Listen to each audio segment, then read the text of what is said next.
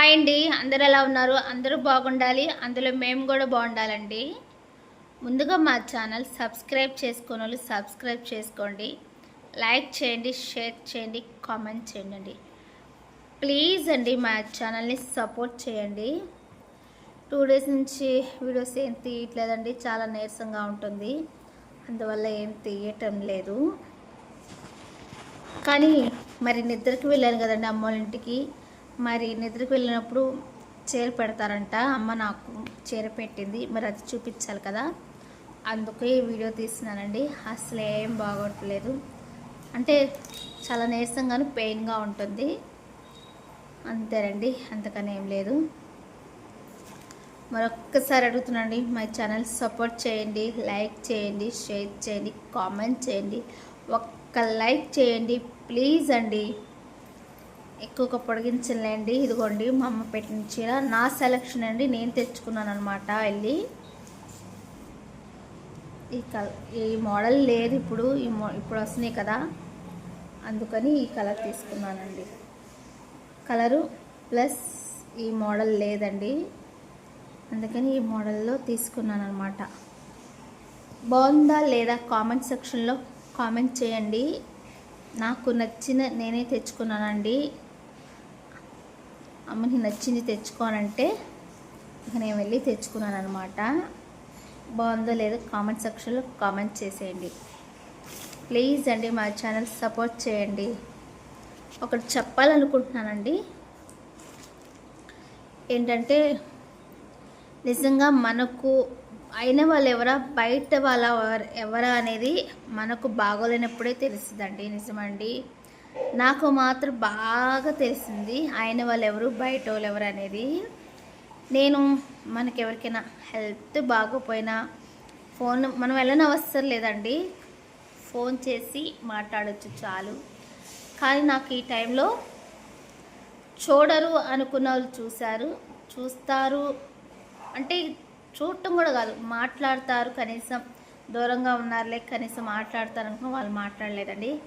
నిజంగా చాలా బాధేసింది అనమాట కొన్ని విషయాల్లో, కొందరు విషయాల్లో. నిజంగా నాకు ఎంత బాధేసిందంటే, నేను ఎవరికైనా బాగోకపోతే మనకు వెళ్ళకపోయినా వాళ్ళకి కాల్ చేసి ఎలా ఉంది ఏంటి అన్నీ అడుగుతానండి. అలాంటిది నా విషయంలో అందరికీ నేను బాగానే ఉండేదాన్ని, నా విషయంలో వచ్చేపాటికి నాకు బాగా అర్థమైందండి. అయిన వాళ్ళైనా బయట వాళ్ళైనా ఎవరైనా సరే, అది ఫ్రెండ్స్ అయినా అవని, ఫ్యామిలీ అయినా అవనియండి, బాగా తెలిసి వచ్చిందనమాట.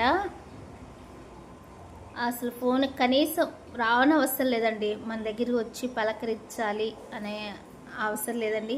ఒక్క కాల్ చేసి ఎలా ఉంది అనే ఒక్క మాట అడగలేదండి, నాకు అక్కడ బాధేసింది. కొంతమంది అండి, చాలామంది ఫోన్ చేసిన వాళ్ళు ఉన్నారు, రానోళ్ళు ఉన్నారు, రాకపోయినా ఫోన్ చేసి ఎలా ఉంది ఏంటి అడిగిన వాళ్ళు ఉన్నారు, దగ్గర ఉన్నోళ్ళు వచ్చారు, దూరం ఉన్న వాళ్ళు వచ్చారు, పనిలున్నా వదిలిపెట్టుకునేలా వచ్చిన వాళ్ళు ఉన్నారు. నేను వాళ్ళు అలా అనట్లేదు, వాళ్ళ పని వదులుకొని రావాలని, కానీ ఒక కాల్ చేసి ఎలా ఉంది అనే ఒక్క మాట అనలేదండి, అక్కడ బాధపడ్డాను. నిజంగా నాకు ఇప్పుడు బాగా బుద్ధి వచ్చిందనమాట, ఎవరితో ఎంతలో ఉండాలో అంతలోనే ఉండాలి, అందరూ మన వాళ్ళే, అన్నీ మనదే అని చూసుకోకూడదు. ఇది మాత్రం బాగా బుద్ధి వచ్చిందండి నాకు మాత్రం, నిజమండి. మనకు బాగోలేనప్పుడే తెలుస్తుంది ఎవరు ఎలాంటి వాళ్ళు అనేది, నాకు మాత్రం బాగా తెలిసిందండి. ఏమోలేండి, ఎవరి ఇష్టం వాళ్ళది కదా, చెప్తున్నాను, మీకు షేర్ చేసుకోవాలనుకున్నాను, షేర్ చేసుకుంటున్నాను అనమాట. చాలా ఫీల్ అయ్యాను, చాలా బాధపడ్డాను. పోనీలేండి, ఎవరిష్టం వాళ్ళది. నా దగ్గర రమ్మని నేను అడగట్లేదు, ఒక్క కాల్ చేసి ఎలా ఉంది అని మాత్రమే అడుగుతానండి, అంతే. వాళ్ళైతే అడగలేదులేండి, ఎలా అడుగుతాము, నేను అసలు అట్లా అడగను కూడా, ఏదైనా మనసులో ఉంచుకుంటా కానీ ఇంకా వాళ్ళైతే అడగలేదు. పోనీలేండి, కానీ ఇక్కడైనా నేను కొన్ని విషయాల్లో మంచిగా ఉండటం బెస్ట్ అనుకుంటా, ఎంతలో ఉండాలో అంతలో ఉండటం బెస్ట్ అనిపించింది నాకు. అన్నిటికీ పరిగెత్తుకుంటూ వెళ్ళి అన్నిటికీ చేసుకుంటూ అవన్నీ మానుకోవాలి. అది ఫ్రెండ్స్ అయినా సరే, ఫ్యామిలీ అయినా సరేనండి. నాకు ఇప్పుడు బాగా గుర్తొచ్చింది. దగ్గరుండి మా అమ్మ కూడా కొన్ని రోజులు కూడా పాపం మా అమ్మ రావాలనుకున్నా, ఉండాలనుకుంటున్నా కానీ నేనే వద్దంటున్నానండి. ఎందుకంటే ఈ టైమేనండి బేరాలు ఉండేది, వ్యాపారం ఉండేది వాళ్ళకి. నన్ను వదిలిపెట్టుకొని మళ్ళీ వాళ్ళు లాస్ అవ్వటం నాకు ఇష్టం లేదు. చిన్నగా నేనే పని చేసుకుంటున్నాను, మా ఆయన కూడా హెల్ప్ చేస్తున్నాడండి. ఇంకా అట్లా అయిపోతుంది. లేకపోతే అమ్మ నా ఇంటికి వచ్చేయమంటుంది. ఇంటికి రావాలంటే చెప్పే కదండి, పాప విషయం కొంచెం రిస్క్ పడాల్సి వచ్చిందని. మనమైనా రిస్క్ పడాల్సి కానీ పాపని రిస్క్ పెట్టడం ఎందుకులని ఆగిపోతున్నాను. ఇవాళ కూడా కాల్ చేసి వచ్చేయమ్మంటే నాకు 2 డేస్ నుంచి బాగోట్లేదని వచ్చేసేయమ్మా అని అంటుంది. లేకపోతే నేను రానా అంటుంది. నేను వద్దని అంటున్నానండి. ఎందుకంటే వాళ్ళు మార్నింగ్ 4కి వెళ్తారు, నైట్ 12, 11కి వస్తారండి. మళ్ళీ నా దగ్గరికి వచ్చి పని చేసుకుని ఆమె రెస్ట్ లేకుండా అంటే నాకు ఇష్టం లేదు. అందుకే వద్దని చెప్పానండి. చిన్నగా చేసుకుంటున్నాను, మా వారు చేస్తున్నారులే అని చెప్పానండి. ఇంకా అందుకే ఆమె రావట్లేదు.